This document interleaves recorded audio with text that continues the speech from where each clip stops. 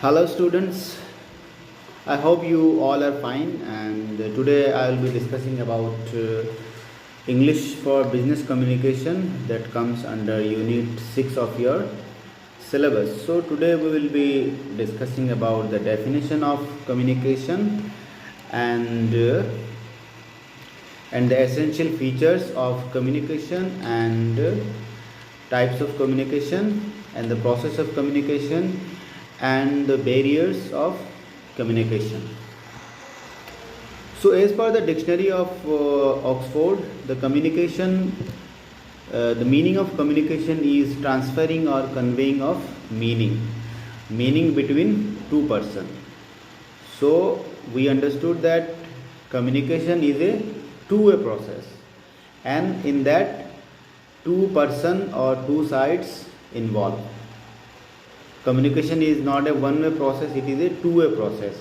There will be a sender and there will be a receiver. So it is a two-way process or two-way communication, and that communication should be understood or should be interpreted by the receiver.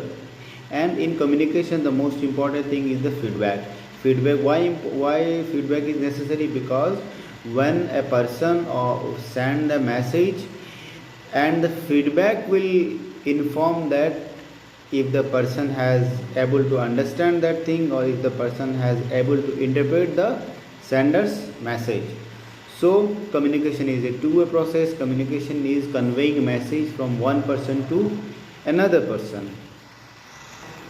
In other words, we can say that communication is the form of interaction that takes place through symbols, and symbols can be the symbols may be a gestural symbols, gestural, or symbols can be pictorial, or symbols can be verbal, non-verbal, or any other medium, or any other thing that or any other thing which operate or which awake the stimuli of a person.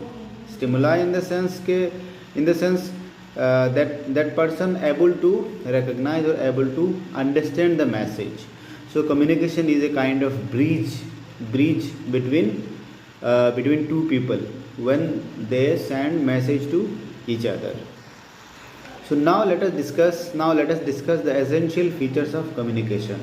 So the first thing that communication, as I said, that first thing is the involvement of two groups or involvement of two persons.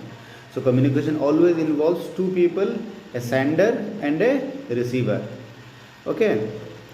And the second essential thing about communication is the sequential process. That means that communication is a process that involves several steps. Firstly, sender or the person who sent the message, he or she must have an idea. Okay, she must have an idea to communicate, right? And that idea should be stored in his mind before he sends the message. And the second thing, that the idea is translated into recognizable form. That means when a sender sends a message, that message should be easily understandable, should be recognizable for the receiver. And that recognizable capacity, or that recognizable thing, we call it encoding the information, right? Encoding the information. And thirdly, the encoded message travels in distance through various communication channels like telephone, mail, routes. Okay, so first we have the sender must have an idea, must have a message to communicate. And second, sender must recognize the thing which he is sending. Okay, so and that thing we call encoding. And when the person who receives the message or the information, he through any medium, through different channels like telephone, mail, through any other medium. So when the receiver able to recognize or able to decode or able to interpret the message, then we will call it decoding. Decoding means recognizing the message that was, or that is sent by the receiver. Okay, and after decoding the final communication takes place.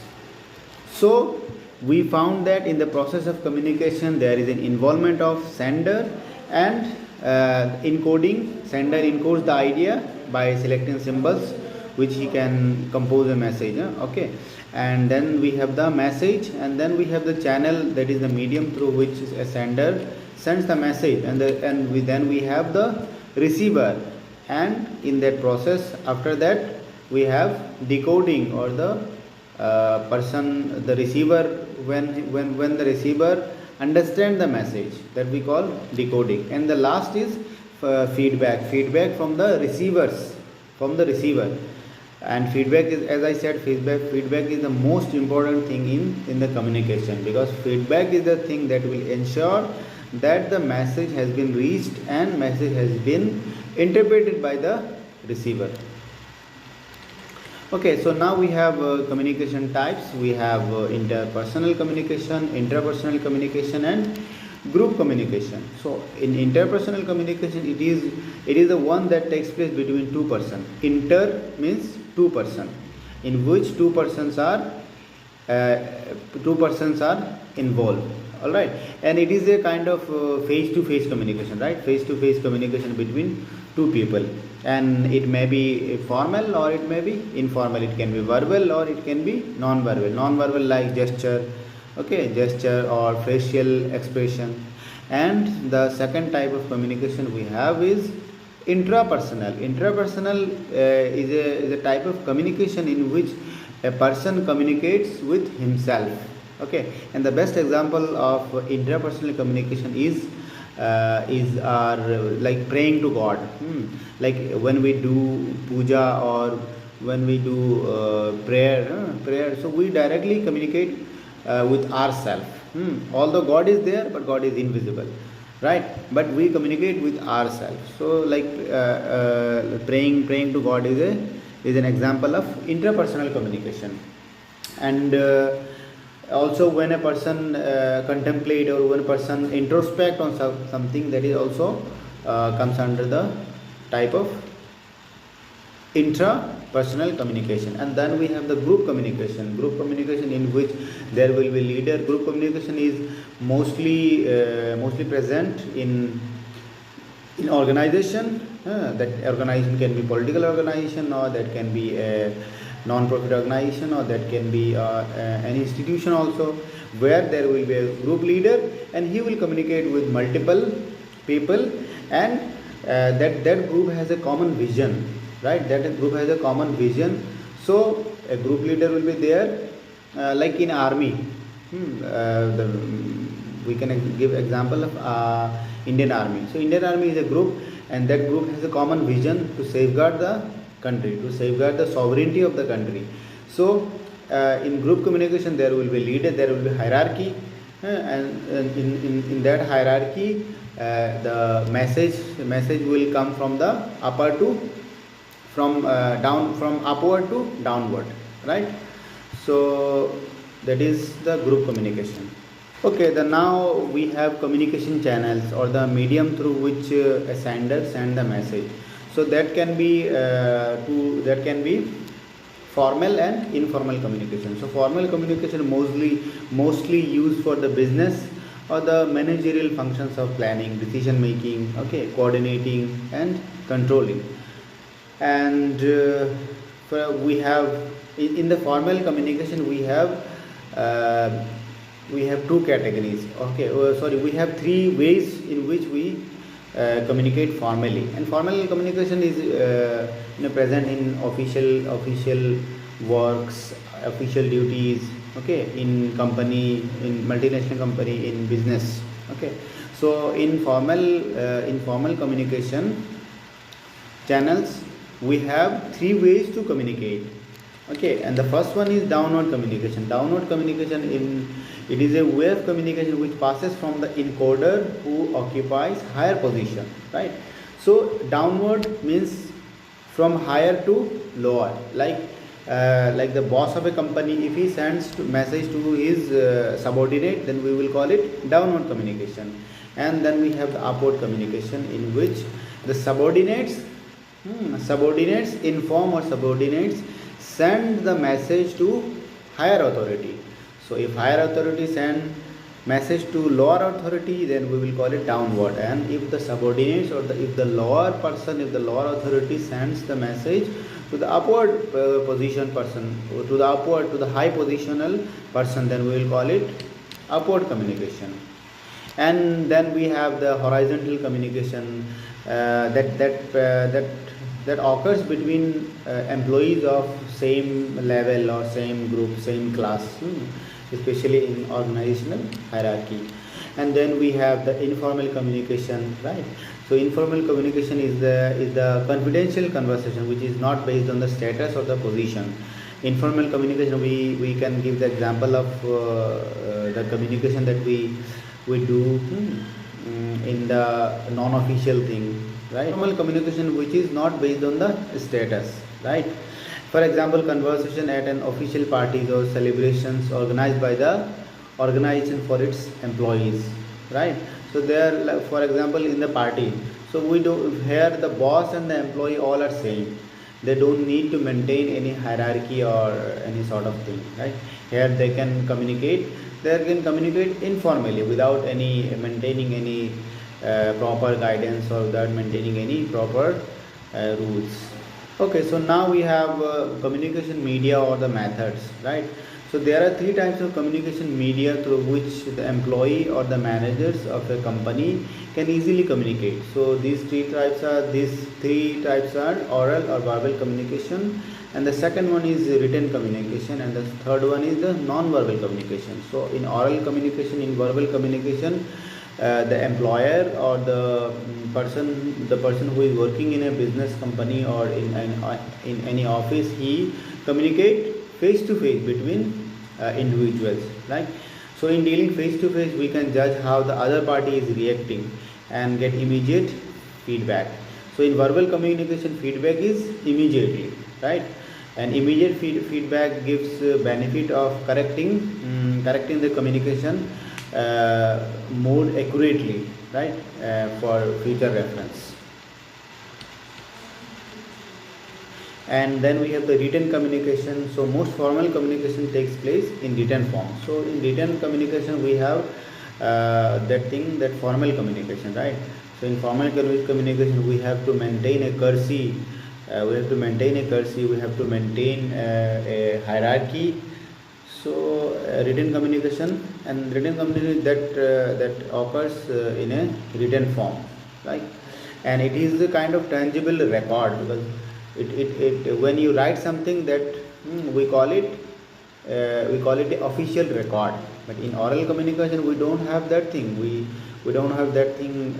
Although these days video recording is there, audio recording is there, but still it doesn't consider under the official document or official statement. But in written communication, that is a tangible document, or that is an official statement of any communication, right? And then we have the non-verbal communication that refers to the messages that we send through human actions or behavior, right, rather than through words, like with our facial expression, with our gesture, with our body movements, like even with our body, with our dressing sense. So that comes under non-verbal communication. And then we have the barriers of communication. So in barriers of communication, we have semantic barriers, we have interpersonal barriers, and we have this structural barrier. So in semantic barriers, what happened that this is related to meaning. Like there are many words in English language which contain same sound, with the same sound. So in that case, a barrier is there. For example, access. So EXCESS access and ACCCESS access. So both are having same sound.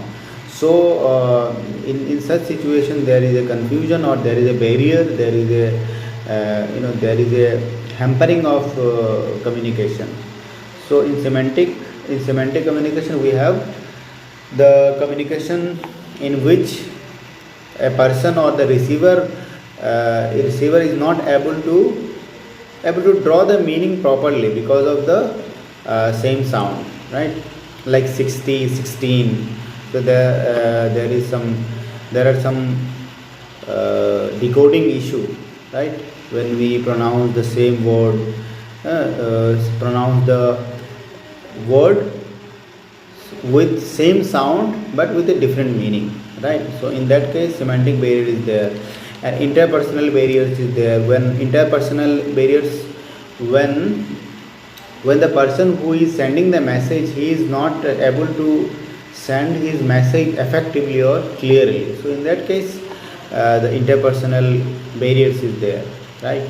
Sometimes the person who sends the message, he doesn't send it clearly, he filtered it, means he sends half message and half message, okay, he deletes some information and he just send a raw message, which makes the receiver unable to understand the message. And sometimes intention is also there, like if sender is not willing to send the message clearly, then in that case also the receiver fail to understand the meaning or fail to decode the meaning. And jealousy element is also there, jealousy and emotions. So these things create barriers in communication. Okay, and we have then the structural barrier. So in structural barrier we have a hierarchy of position from higher to lower.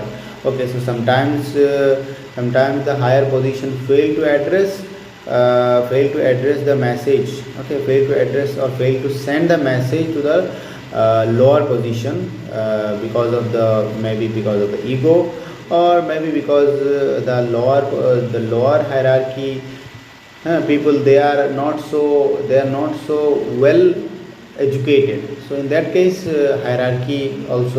structural hierarchy also creates some problems.